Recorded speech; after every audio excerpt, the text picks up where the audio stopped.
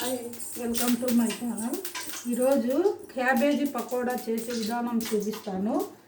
Cabbage ఎర్రగడ్డలు కొన్ని తరుక్కున్నవి, cabbage సగం, కానీ ఇష్టమైనంత వేసుకోవచ్చు. ఎక్కువ తినలేని వాళ్ళు క్యాబేజీ కొంచెంగా వేసుకోవచ్చు. ఇది వెల్లుల్లి పేస్టు, ఆనియను సగము, క్యాబేజీ కొంచెము, శనగపిండి కొంచెము, సోడా పొడి కొద్దిగా, సాల్ట్ పించేసి, అదే ఇవన్నీ కరివేపాకు, కొత్తిమీర, పచ్చిమిర్చి తరుగు, ఇవన్నీ కావాల్సిన వాళ్ళు ఇంకా ఎక్కువ వేసుకోవచ్చు. మేము కారం అంతగా ఎక్కువ తినాం కాబట్టి లైట్గా కలుపుకుంటున్నాము. ఈ విధంగా కలుపుకున్న తర్వాత నూనెలో వేసి వేయించుకొని తిన్నాం. ఇలా అన్నీ కలుపుకున్న తర్వాత ఇలా నూనెలో వేసుకోవాలి.